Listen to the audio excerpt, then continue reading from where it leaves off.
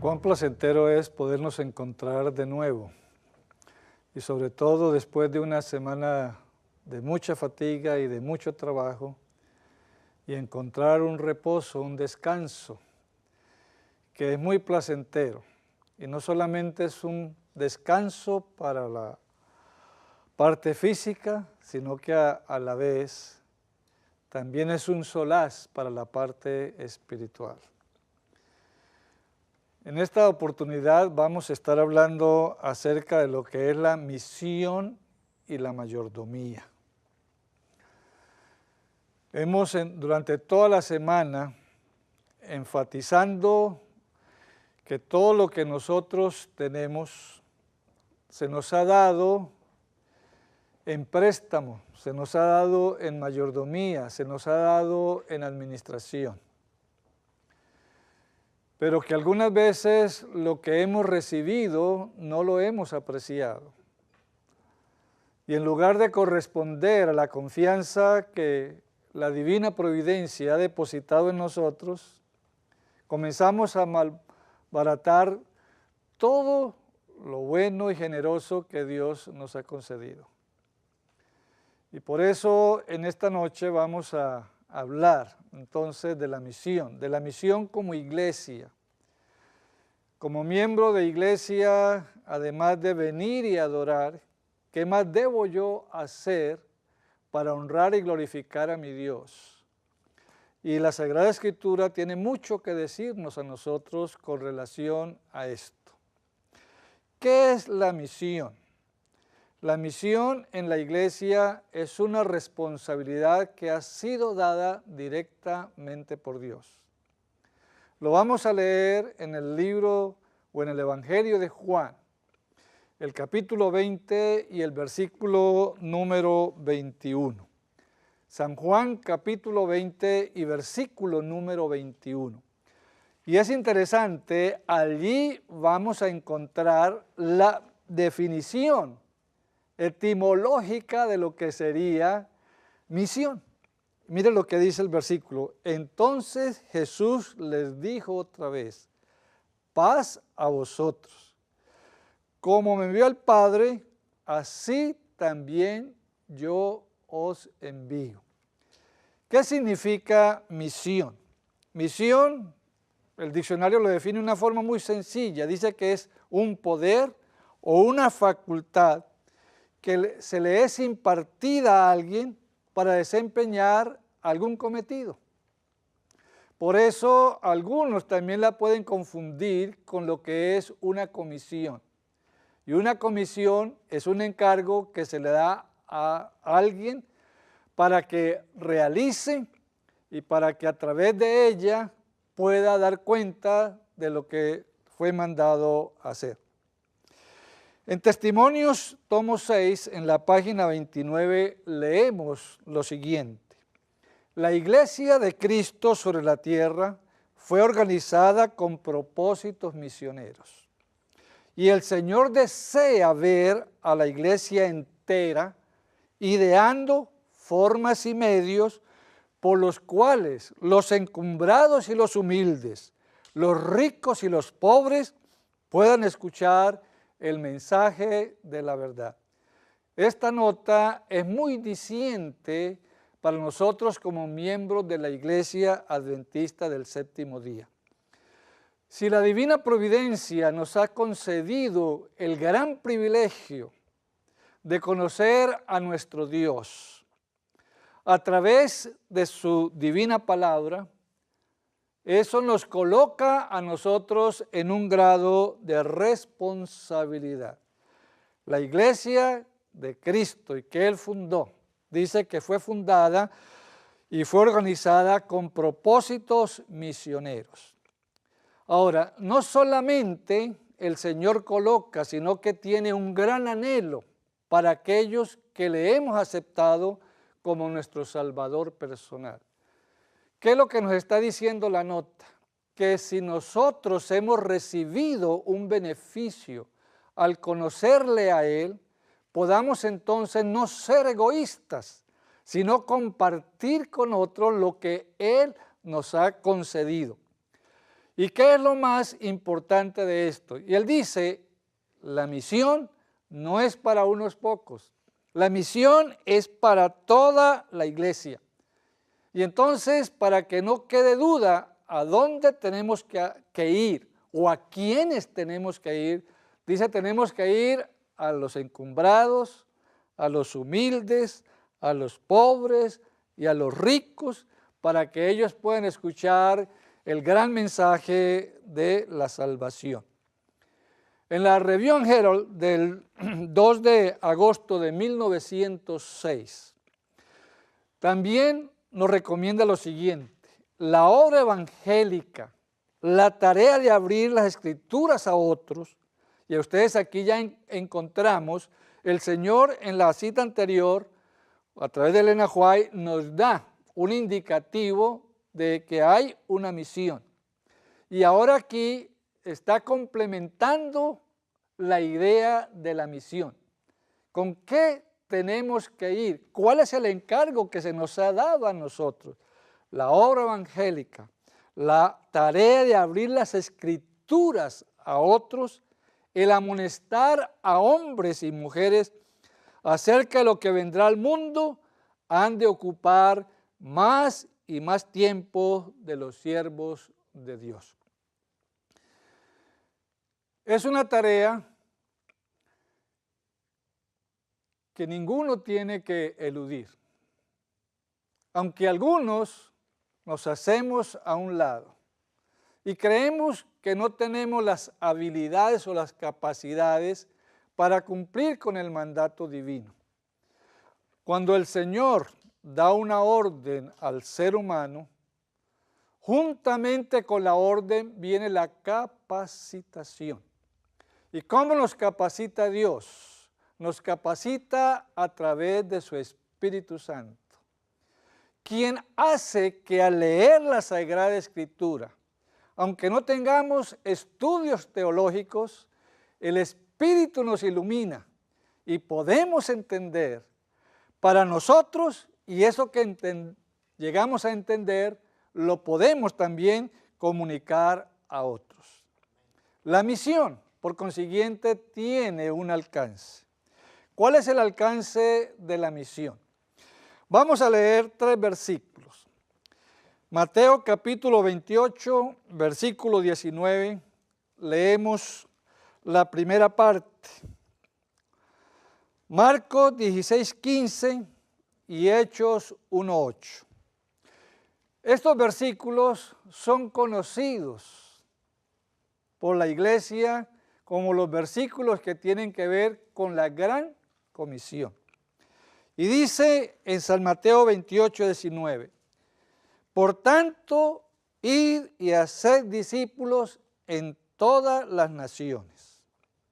Marcos capítulo 16 y el verso 15, y le dijo, id por todo el mundo y predicad el evangelio a toda criatura. Y Hechos de los Apóstoles, el capítulo 1 y el verso número 8, la parte segunda, dice, y me seréis testigos en Jerusalén, en toda Judea, en Samaria y hasta lo último de la tierra. Los 3 versículos tienen varios elementos en común. En primer lugar, estamos recibiendo una orden de parte de Dios. En segundo lugar, la orden tiene una dimensión, o sea, un alcance. Mateo lo dice de una forma, Marcos lo dice de otra forma y Hechos lo dice de otra forma, pero están diciendo lo mismo. Mateo nos dice que tenemos que hacer discípulos, ¿dónde? En todas las naciones. Marcos nos dice que tenemos que ir a todo el mundo. Y en Hechos encontramos que tenemos que ir hasta lo último de la tierra.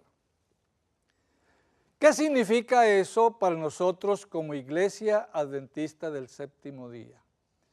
Que tenemos sobre nuestros hombros una responsabilidad no solamente pesada, porque a la vez es muy grande, Si lo miramos a través de la lente de nuestros ojos, ¿qué vamos a encontrar? Una imposibilidad. No somos capaces de cumplir. Sin embargo, la promesa es que el Señor Jesús va a estar ¿con quién? Va a estar con nosotros y nos va a ayudar, nos va a capacitar. Estas citas bíblicas leídas años atrás, en el siglo pasado el nuevo es muy nuevo, 14 años, pero aún cuando todavía la internet no se había desarrollado como ahora. Lo que estamos hablando aquí, en cualquier lugar del mundo se puede escuchar ahora. Entonces, gracias que la iglesia ha entendido eso y se ha preocupado para que las buenas nuevas de la salvación lleguen a personas y ha invertido recursos que los mismos miembros han traído a la tesorería de la iglesia para que esto se convierta en una realidad. ¿Cuál debe ser nuestra responsabilidad entonces? Lo encontramos en el Ministerio de Curación, página 72. El que se convierte en hijo de Dios ha de considerarse como un eslabón de la cadena tendida para salvar al mundo. Debe considerarse uno con Cristo en el plan de misericordia y salir con Él a salvar a los perdidos. ¿Cómo les parece? En la comisión, aunque es muy grande, aunque tenemos que estar, dice, a una cadena. ¿Por qué una cadena? Porque es una cadena que no solamente está constituida por seres humanos. Es una cadena que comenzó a constituirse en el reino de los cielos. El Padre, el Hijo y el Espíritu Santo son los que comienzan esa cadena. Y cuando los conocemos a Él y cuando entendemos que Él está solicitando nuestro servicio, no porque Él no pueda hacerlo. Hay algo muy importante en esto. Elena White dice que Jesús y Dios o la divina providencia no buscó a ángeles para la predicación del evangelio. Lo podría hacer de una forma completamente fácil y contundente. Pero es nuestro privilegio sentir que Dios está con nosotros, no solamente porque lo conocimos, sino que está con nosotros porque llevamos a compartirlo. Y debe llenar nuestro corazón de un gozo que nos transportará en este momento de esta tierra al reino de los cielos. Ahora, la Sagrada Escritura, y lo que hemos visto hasta ahora, nos está diciendo que nuestra primera responsabilidad dentro de la comisión es predicar el evangelio, compartir las buenas nuevas de salvación. Este compartir, esta responsabilidad no fue hecho un número particular, sino a toda persona que ha aceptado y aceptará a Cristo como su Salvador personal. Joya los testimonios, capítulo 3, página 293. Cada adventista, si cada adventista del séptimo día hubiese cumplido su parte, el número de creyentes sería mucho mayor. Vayamos entonces ahora a comernos el pastel. ¿Está bien? Yo creo que nos ha gustado el pastel durante la semana y vamos a quedar con ese rico sabor, porque es un pastel que ha preparado Dios para nosotros. Si nos gusta, por ejemplo, el pastel que prepara la señora Abor, ¿cuánto más el pastel que nos prepara ¿quién? Nuestro Señor Jesucristo. En ese sentido, el pastel, ¿cuál es nuestra responsabilidad? ¿Cuál es ese 10%? El hecho de no rehusar el dar a conocer a otros las gratas nuevas de la salvación. Cuando nosotros aceptamos ese desafío, entonces el Señor está haciendo su parte. Y hablamos que el Señor está haciendo su parte, ¿no? No es el hecho de que si yo no acepto, Él tampoco lo va a hacer. No, Él siempre lo hará. Él, si tiene que rendir cuentas, debe rendirse cuentas a sí mismo. Somos nosotros los que tenemos que rendirle cuentas a nuestro Dios. Y entonces, ¿qué va a suceder? No importa en la situación que nosotros nos encontremos. En algunos momentos, el compartir la grata nueva de la salvación, vamos a encontrar a gente muy amable, a gente muy abierta a la palabra de Dios. Y nos vamos a llenar de un gozo, de un contentamiento sin par. Pero también tenemos que ser prevenidos. El Señor Jesús lo advirtió. Le dijo, yo los mando a ustedes, pero mucho cuidado. Porque hay algunos que se van a hacer como ovejas y sin embargo son ¿qué? Son lobos. Tengan mucho cuidado. Él mismo lo experimentó. Los discípulos comenzaron apenas a experimentarlo, pero les hizo la advertencia, ¿cierto? Ustedes van a ir, algunas veces van a encontrar dificultades. Y les previno, dentro de esas dificultades, algunos de ustedes van a perecer, algunos de ustedes van a morir, pero no de muerte natural, sino como mártires.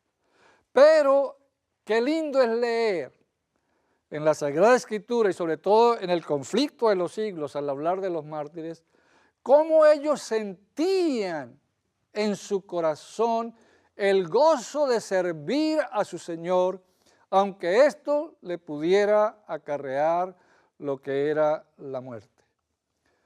Irá andando y llorando el que lleva la preciosa semilla. Mas ¿cómo va a venir? Con regocijo trayendo sus gavillas. Lo que hemos leído aquí en Joya de los Testimonios, en el capítulo número 3, significa que algunos en la iglesia no hemos aceptado la mayordomía de compartir el Evangelio. Porque sí, dice muy claramente, si cada adventista del séptimo día hubiese cumplido su parte,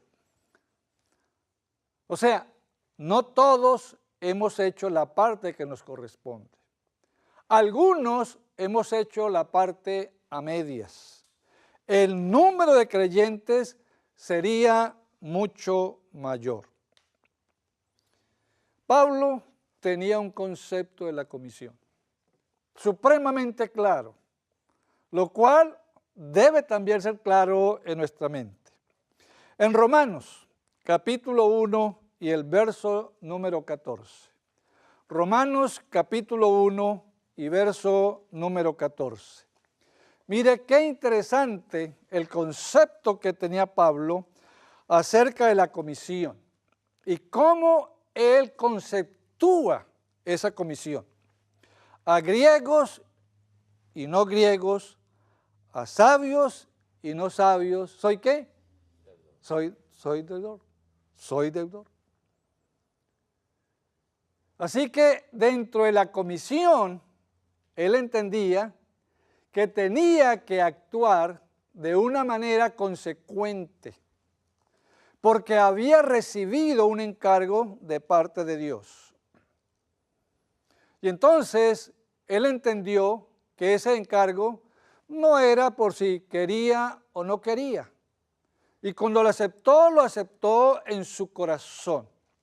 Y ahora, desde lo más profundo de su ser, él siente y por eso habla, yo soy un deudor. Ahora, si es un deudor, ¿sabe qué es lo más lindo de todo esto? Lo más maravilloso, que la deuda lo la ayuda a pagar ¿quién? Dios. Porque él mismo, ya leímos antes, irá con ¿quién? Irá con nosotros cuando abrimos el libro sagrado para comunicar a otros las virtudes de nuestro Dios y de nuestro Señor Jesucristo. En la carta 62 del año de 1903, nos va a decir la señora White en qué consistía el hecho de ser Pablo un deudor. Y hace la pregunta, ¿en qué sentido era Pablo deudor tanto a los judíos como a los griegos? Dice, a él le había sido dada la comisión, ojo, tal como es encomendada a cada discípulo de Cristo. Tremendo. A él le había sido dada la comisión, tal como es encomendada a cada discípulo de Cristo. ¿Cómo sentimos nosotros como adventistas hoy? ¿Sentimos que somos deudores? A lo mejor si no sentimos que somos deudores, más bien reclamamos que nos deben a nosotros. Y en ese concepto, entonces, como que nos escudamos para no salir a cumplir con la parte que nos corresponde. Testimonios, tomo 4, página 53. El salvar almas debe ser la obra de todos los que profesan a Cristo. ¿El qué? El salvar almas debe ser la obra de todos los que profesan a Cristo. Tenemos que entender eso del salvar almas. No es que yo salvo almas. No es que Dios me daba esa facultad. La facultad sigue estando en Él, es el único. Pero el salvar almas es una obra de todos, significa que aceptamos el desafío de parte de Dios y le llevamos a Él las personas.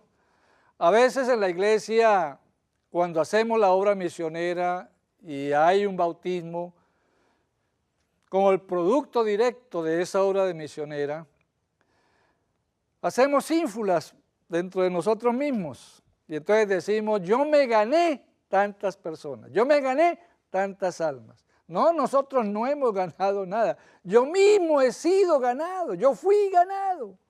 Solamente lo que estoy haciendo es compartir y en eso significa, en ese compartir significa que estamos en un proceso de ayudar en la salvación de las almas. Somos deudores al mundo. ¿A quién somos deudores? Al mundo. Lo que decía Pablo. Cuando él hablaba de judíos, era el pueblo, y cuando hablaba de griegos, hablaba del gentil, o sea, del resto de ¿qué? El resto de personas. Somos deudores al mundo de la gracia que Dios nos concedió, de la luz que ha brillado sobre nosotros y de la hermosura y el poder que hemos descubierto en la verdad. La verdad no es para tenerla escondida. Nosotros tenemos que dejar de ser egoístas con la verdad. Si yo he recibido un beneficio, debo ser consecuente, que ese beneficio también debe servirle a quién, debe servirle a los demás. Debemos ser colaboradores con Dios. Esto está en la Review and Herald del 1 de marzo de 1887. Debemos ser colaboradores de Dios, pues Él no terminará su obra sin los instrumentos humanos. Ahora sí la responsabilidad se nos vuelve más pesada. Si yo les preguntara a ustedes ¿cuántos de ustedes desearían que si no hoy, por lo menos mañana viniera Jesús? No solamente vamos a levantar las manos, la cabeza, sino que a lo mejor pegamos un buen salto de gozo y alegría. Pero ¿qué es lo que está diciendo aquí? Que la venida del Señor Jesucristo, y dice, Él no ha venido, o sea, nosotros podemos demorar la venida de Jesús.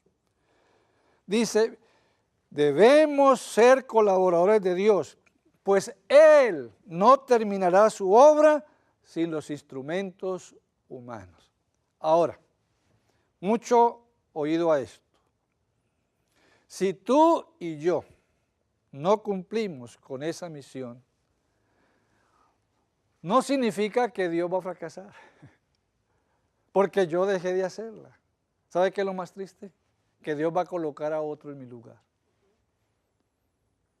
Y entonces, en esa situación, lo que yo debería estar recibiendo de parte de Dios, pero como he dado una vuelta, he asistido hacia un lado, ahora el Señor tiene que colocar a otro que sea más responsable de lo que nosotros somos. Se asigna una obra particular a cada cristiano. En Bible, no sé cómo dicen ustedes, eco o hecho. Eco será, ¿no? Bible eco, se escribe hecho. Bible eco. Bible eco del 10 de junio de 1901. Dios exige. Ahora, cuando se habla que Dios exige, no es si nosotros tenemos que preguntarle a Él. No es si nosotros queremos o no queremos. Las exigencias de Dios son para nosotros ley. ¿Y qué significa eso? Si son ley y no la cumplimos, ¿vamos a sufrir qué? Vamos a sufrir consecuencias. Dios exige que cada uno sea un obrero en su viña. Has de aceptar la obra que ha sido puesta a tu cargo y has de realizarla fielmente.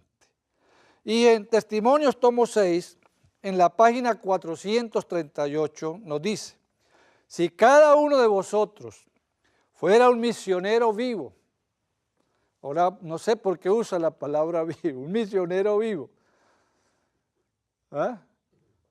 ¿Qué es lo que hace la vida? ¿Transmite qué?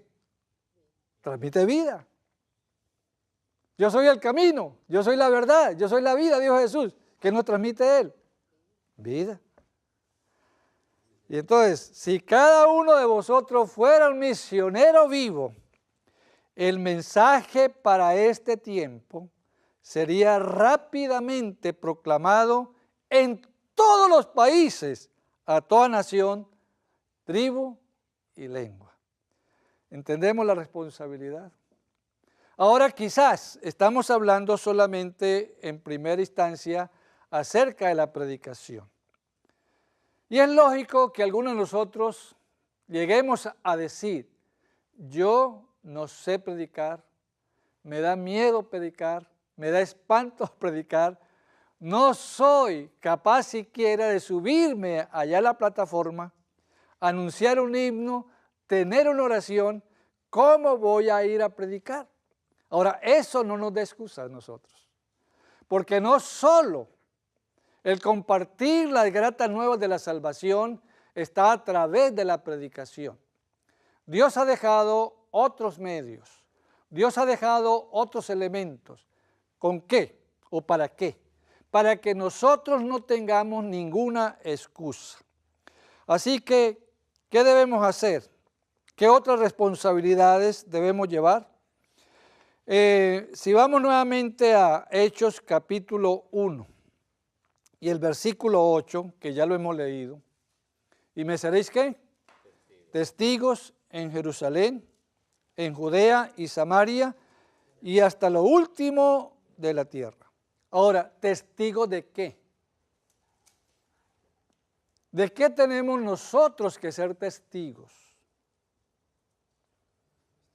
Ahora, en primer lugar, ¿de qué estamos hablando? Estamos hablando de que uno de los elementos con los cuales nosotros podemos compartir la grata nueva de la salvación es convertirnos en testigos. Hay un versículo que nos han robado a nosotros los adventistas del séptimo día.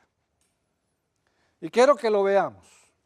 Está en Isaías, el capítulo 43 y el versículo número 10. Y ustedes van a entender por qué yo les estoy diciendo en esta hora que es un versículo que nos han robado. Porque es un versículo que se debe aplicar en toda su intensidad a nosotros como adventistas del séptimo día. Y leemos así: vosotros sois mis testigos, dice Jehová, y mi siervo que yo escogí, para que me conozcáis y creáis y entendáis que yo mismo soy. Antes de mí no fue formado Dios, ni lo será después de mí. ¿Quiénes nos robaron este versículo a nosotros? los testigos de Jehová. Ese es el versículo que para ellos le dio el título de testigos de Jehová. Pero es el versículo que debemos tomar nosotros. Yo soy un adventista del séptimo día y como adventista del séptimo día he decidido por bondad de Dios ser un testigo de Él, donde quiera que me encuentre y en las circunstancias por las cuales tenga que pasar. ¿Somos testigos de qué?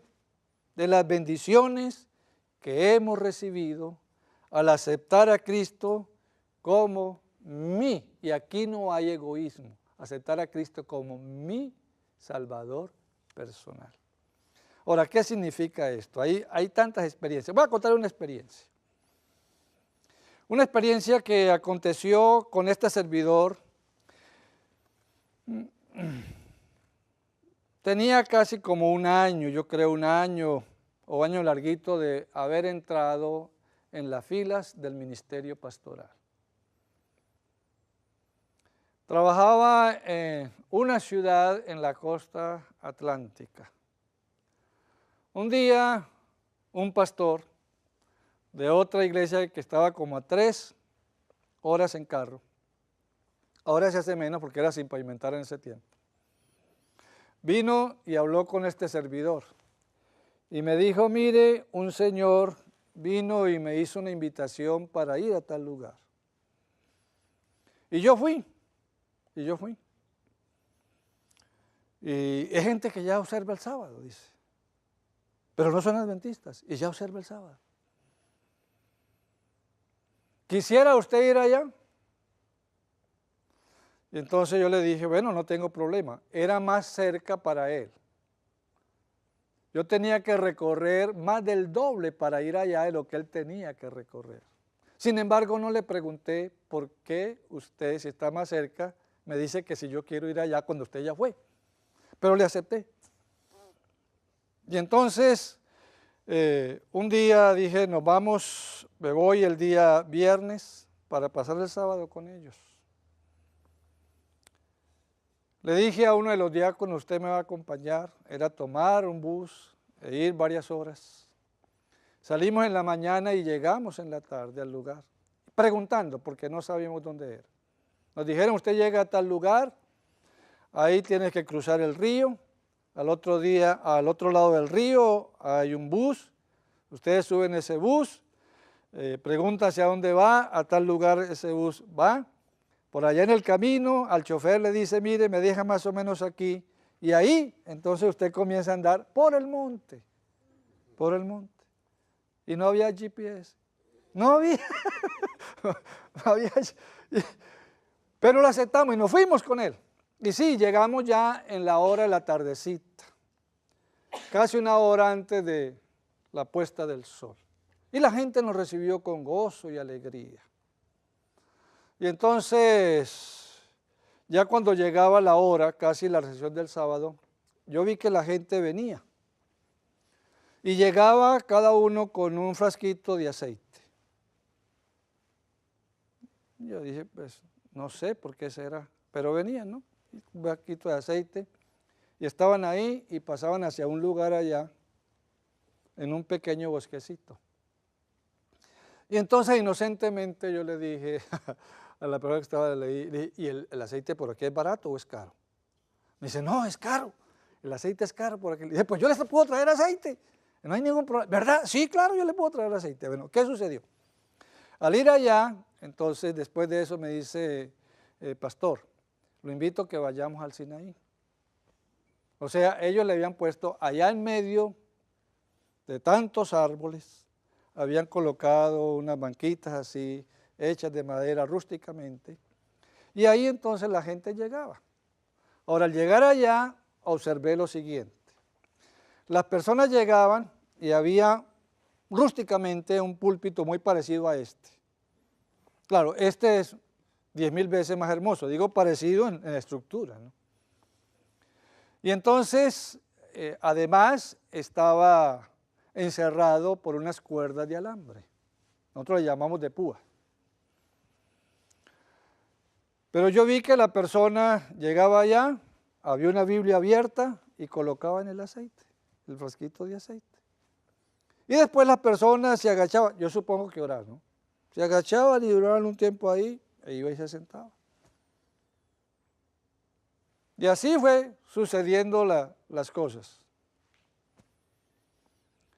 Cantamos, oramos, y entonces comenzamos a regresar para la casa.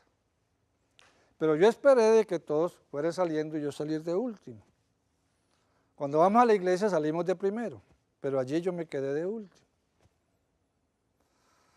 Y el hermano que estaba dirigiendo todo eso me dijo, pastor, usted tiene que irse. Le digo, no, yo no me voy a ir, yo me voy a quedar aquí, yo voy a estar aquí. Me dice, no, pastor, usted tiene que irse. Le dije, pues cuando usted se vaya, yo me voy. Si usted no se va, yo me quedo aquí. No, pastor, y me insistió. Cuando él vio que no podía conmigo, entonces, ¿qué hizo? Fue allá, delante del púlpito, casi como un motivo de oración. No se persinó ni nada de eso, pero reverencialmente. Y ahí duró un rato agachado. Y cuando de pronto volvió, yo creo que en sí, pegó un grito. Que si yo no estoy bien sentado, me hubiera caído. Y me dice, pastor. Le digo, ¿qué pasó? ¿Lo oyó? Le dije, no, hermano, yo no he oído nada. ¿Cómo que no lo oyó? El ángel, ¿usted no se dio cuenta que el ángel vino a bendecir los aceites? ¿Usted no se dio cuenta de eso? Le digo, no, hermano, dejemos de tonterías. Aquí no hay nada de eso ha concedido. Bueno, no pudo, regresamos y la gente estaba a la expectativa. Todos estaban ahí esperándonos así. Y era un grupo como de 60 personas, todos esperándonos así. Y entonces uno le preguntó, ¿y qué pasó? Me dijo, él no creyó. Él no creyó. Esa noche comenzamos, les tuve un culto, comenzamos a cantar, ellos comenzaron a cantar cantos, pero con una música muy distorsionada. Y yo le dije, y yo no sé cantar. Y yo le dije, mire, ese mismo himno lo vamos a cantar, pero póngame cuidado cómo yo lo voy a cantar. No sé si ellos escucharon a la gente cantando por mí o qué, porque yo no sé cantar, le digo con toda honradez. Entonces le dije, vamos a cantar los himnos así, de esa situación, de esta manera lo vamos a hacer. Después de eso el culto pasó, el otro sábado en la mañana. Para no alargar mucho la historia, era un hermano que él les había metido, que fue él un exadventista. Les había metido a todos los demás que él había recibido dos cosas, el don de lenguas y el don de sanidad. Y a todos los tenía amarrados. Lo que él decía para ellos era como palabra de quién, palabra de Dios. Y entonces como daban de eso de don de lenguas, da la casualidad que el folleto de esa semana trataba sobre el don de lengua, el folleto de la escuela sabática. Entonces yo les tuve la lección. Y yo esperaba que en algún momento, y hasta ahí, ninguna manifestación de don de lenguas ni nada. Entonces dijo, bueno, vamos a tener la oración final. Vamos a tener la oración final. Y le pidió a una hermana, tenga la bondad y ora usted. Y la hermana comenzó a orar y yo dije, la hermana va a comenzar a orar toda trabada. ¿Qué? No entendí. No, bien y todo. Digo, no, pero entonces la gente habla bobadas de esta gente. Cuando de pronto, sin pensarlo más ni menos, el hombre metió la cucharada con toda la jeringonza de lo que dicen que es el don de lenguas. Entonces, para que ellos se dieran cuenta que yo no participaba de eso, yo me salí. ¿Qué hacer después de todo eso? Y aquí la única forma es hablar persona a persona. Y me agarré toda la tarde a visitar a la gente. Y entonces yo iba y les decía, mire, esto no puede ser así. Ah, no, nosotros sí creemos en eso. ¿Por qué él ha hecho sanidad? ¿Por qué él ha hecho cosas? Nosotros sí creemos en eso. No. Ahora, ¿cuál es el problema? Que la mayoría de toda la gente eran familiares entre sí. Entonces yo le dije, así no podemos hacer nada. Yo estoy aquí completamente perdidos. Al otro día yo regresé nuevamente para la casa y salimos ya en un camión de carga, no de pasajeros, en algunos contextos.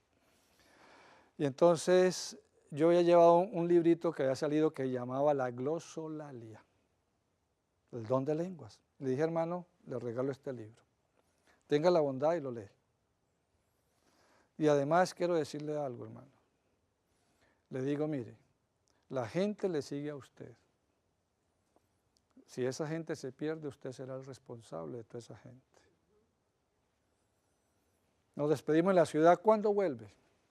Le dijo, no, yo vuelvo en cualquier momento, yo puedo volver. Sí, y demoré un tiempo y de pronto me encontré con él. Y dijo, ¿qué pastor que estamos esperando? Le dije, espéreme tal sábado, yo voy con ellos. Cuando llegué allá, la situación había cambiado ya. Que yo les dije, mire, sálganse de eso que ustedes le llaman el Sinaí. Acuérdense que en el Sinaí hubo idolatría. Eso es lo que ustedes están haciendo aquí. Le dije, ustedes le pusieron el nombre exacto al Sinaí, pero no debe llamarse así. Le dice, ¿por qué ustedes no hacen aunque sea una pequeña enramada, decimos nosotros, y cantar? Y ahora ahí cuando llegué, me dijo, pastor, le tengo una sorpresa. Ya tenemos una iglesia y vamos a cantar. Y de aposta, como decimos nosotros, le dije, hermano, tenga la bondad y ora. Y oró y sin ninguna jeringonza, sin nada.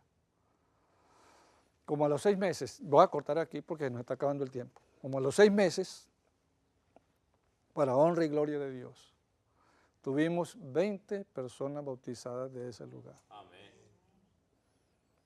Tú y yo hemos sido llamados a ser ¿qué? A ser testigos de las bendiciones que Dios ha colocado en cada uno de nosotros. Ser testigo es una prueba irrefutable, hermanos. No existe un argumento en contra de un auténtico testimonio. Por eso nosotros tenemos que vivir de acuerdo al Evangelio. Las personas creen con más facilidad en lo que ven que en lo que nosotros les decimos. Y sobre todo, las personas están buscando experiencias de victoria para la solución de sus problemas.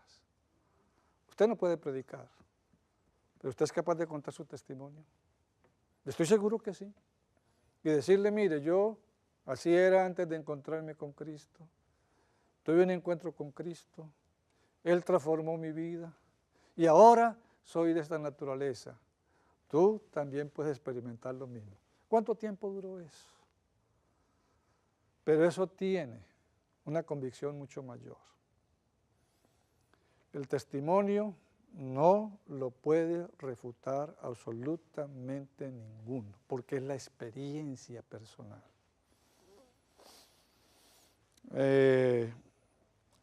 Tuve 2 hermanos, uno mayor y uno menor. Digo tuve porque el mayor murió y conservo el menor.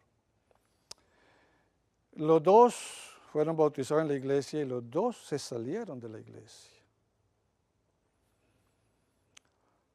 Yo duré 8 años orando todos los días por el hermano menor.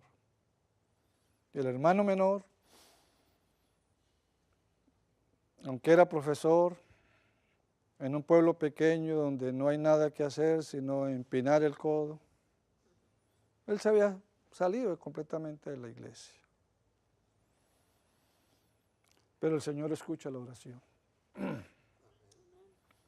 Y él volvió. Y un sábado que fui de visita allá, entonces me encontré con un primo que estaba en la iglesia. Aunque ellos vivían, cruzar nomás la calle, nunca vinieron a un culto. Nunca. Y no porque no se les invitara. Salíamos, jugábamos con ellos, pero al culto no venía. Y ese sábado lo encontré ahí. Y le digo, ole, te felicito.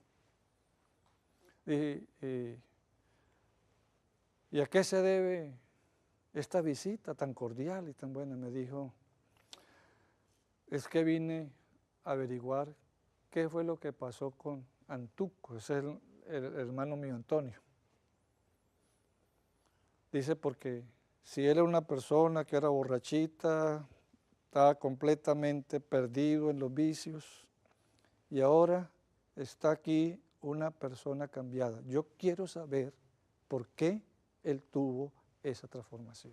No, nadie lo puede negar. Y tú y yo no necesitamos tener estudios. Lo que necesitamos es tener un corazón abierto y decirle a Jesús, toma mi vida, toma mi experiencia. Y esa vida, esa experiencia, yo la quiero ¿qué? Yo la quiero compartir. Un segundo elemento es llegar a ser discípulos de Cristo. San Juan 15:8. En esto he glorificado a mi Padre, en que llevéis mucho fruto y seáis así mi discípulo. ¿Quién es un discípulo? Es uno que es instruido a los pies del Maestro. Es el que sigue la enseñanza del Maestro y es el que comparte las enseñanzas de su Maestro. ¿Cómo es nuestro Maestro? Si nosotros vamos a Filipenses, el capítulo 2 y el versículo 5, ¿qué vamos a encontrar? Haya pues en vosotros este sentir que también hubo en ¿quién? En Cristo Jesús. El sentir de Cristo Jesús. ¿Cómo es el sentir de Cristo Jesús? Una persona tierna, amorosa, compasiva, perdonadora. Lecciones prácticas del Gran Maestro, página 210. El Señor desea que su palabra de gracia penetre en toda alma. ¿Qué es lo que desea? Que su palabra de gracia penetre ¿qué? En toda alma. En gran medida, esto debe realizarse mediante un trabajo personal. Este fue el método de nuestro Señor Jesucristo. Y el número 3, lo encontramos en Mateo capítulo 5, versículo 14, versículo 16. Y entonces ahí viene hablando de que nosotros tenemos que ser la luz del mundo. Ahora, ¿cómo llegamos nosotros a ser la luz del mundo? San Juan capítulo 8 y el versículo 12, ¿qué dice? Jesús dice, yo soy la luz de ¿qué? Yo soy la luz del mundo. Así es cuando se nos está pidiendo a nosotros que seamos la luz del mundo, lo que se nos está pidiendo es que nos unamos ¿a quién? Nos unamos a la luz, que es la verdadera ¿qué? Que es la verdadera luz. ¿Qué sucede con la luz? Si nosotros entramos a algún lugar y está oscuro, usted no ve absolutamente nada, quizás entra así palpando para no caerse, pero prenden la luz, ¿qué sucede? La luz trae la atención de todos los objetos que están a su alrededor. ¿Qué significa eso? Que si tú y yo nos convertimos en verdadera luz, vamos a brillar. Y los que están al lado, entonces van a ver lo que sucede en la vida de cada uno de nosotros. Muy bien, evangelismo. Página 14. La luz de la verdad debe brillar por doquiera a fin de que los corazones que ahora duermen en la ignorancia puedan ser despertados y convertidos. En todo país y ciudad ha de proclamarse el evangelio. Les voy a presentar ahora en los minutos que me queda el mejor método que existe para convertirnos en misioneros, para aceptar de una vez por todas, sin ningún tipo de dilación, el hecho de decirle, Señor, yo quiero ser un misionero tuyo. Vayamos a la Biblia. Está en dos versículos que es igual, está en Mateo 4:23 y está en Mateo 9:35. No importa cuál de los dos vayamos a leer. Voy a leerles el del 9:35. Y dice así, recorría Jesús todas las ciudades y aldeas, enseñando en la sinagoga de ellos y predicando el evangelio del reino y sanando toda enfermedad y toda dolencia en el pueblo. Quiero llamar un poquito la atención, porque el método de Jesús tiene que ver con la persona integral. El versículo está viendo que Jesús enseñaba, ¿cierto? Que Jesús predicaba y que Jesús sanaba. Eso tiene que ver con la parte física, con la parte mental y con la parte ¿qué? Y con la parte espiritual. Vamos a leer de Ministerio de Curación, la página 102. Solo, ojo, solo el método de Cristo será el que hará éxito para llegar a la gente. ¿Cuál? El método de Cristo. ¿Cómo es el método de Cristo? El Salvador trataba con los hombres como quien deseaba hacerles bien. Le mostraba simpatía, atendía sus necesidades y se ganaba su confianza. Entonces les decía, seguidme. Yo lo tengo dividido en 5 partes, el método de Cristo. Se mezclaba con la gente, deseaba hacerles bien, le mostraba simpatía, ganaba su confianza y decía, seguidme. Seamos sinceros. ¿Por dónde hemos comenzado nosotros el método de Cristo? ¿Por el 1 o por el 5? El 1 dice, se mezclaba con la gente, el 2 deseaba hacerles bien, le mostraba simpatía, 4 ganaba su confianza y el último decía, seguidme. Lamentablemente, la gran preocupación de la mayoría de nosotros como miembros de la Iglesia Adventista y algunos dirigentes, nos hemos preocupado más por el seguidme.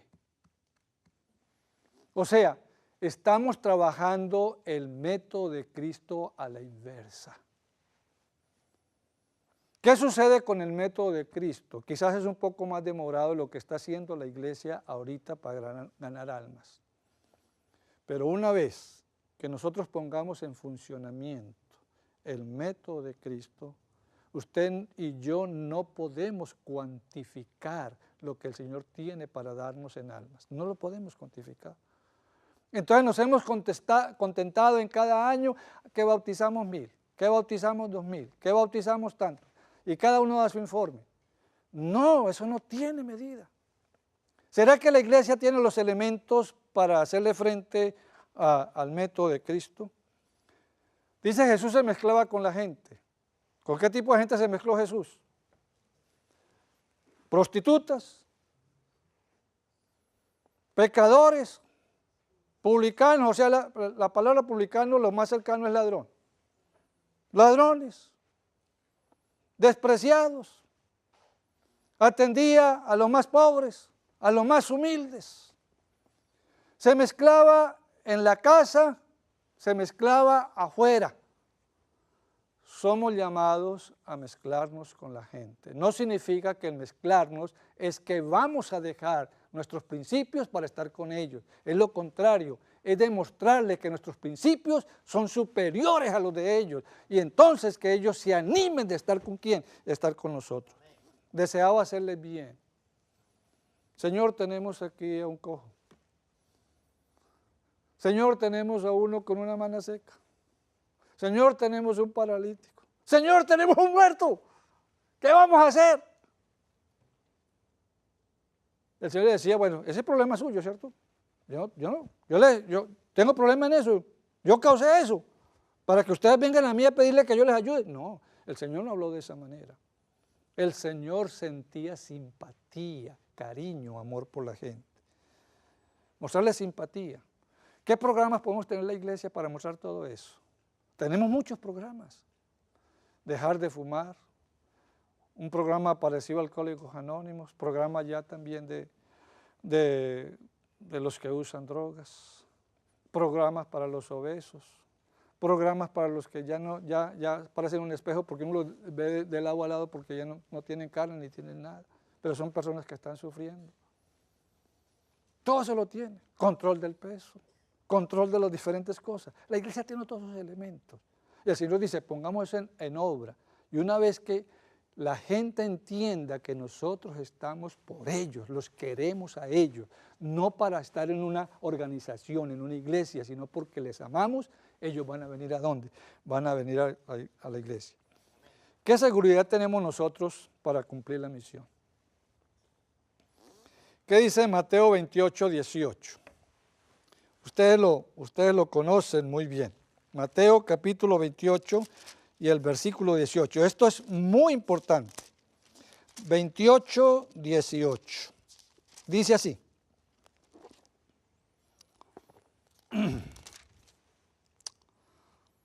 Y Jesús se acercó y le habló diciendo, toda potestad me es dada en el cielo y en la tierra. Ahora el versículo 20.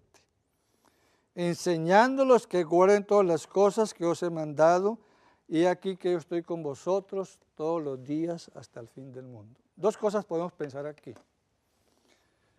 Aquí yo estoy con vosotros. ¿Él está ahorita presente con nosotros?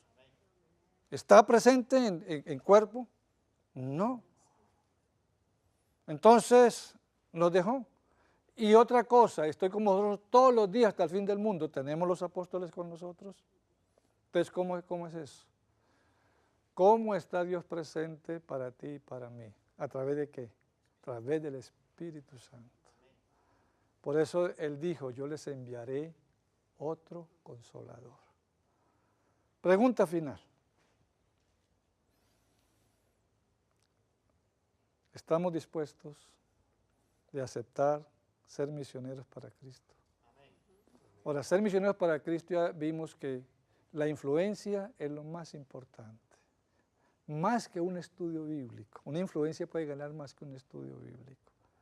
Si tú y yo nos proponemos vivir nuestra vida cristiana atendiendo la voluntad divina, las directivas divinas, tú y yo nos convertiremos desde ahora y para siempre en un misionero exitoso que dará honra y gloria a Dios, y que Dios entonces nos recompensará diciendo, bien, buen siervo y fiel, sobre poco has sido fiel, sobre mucho te pondré, entra en el gozo de tu Señor. Señor les bendiga.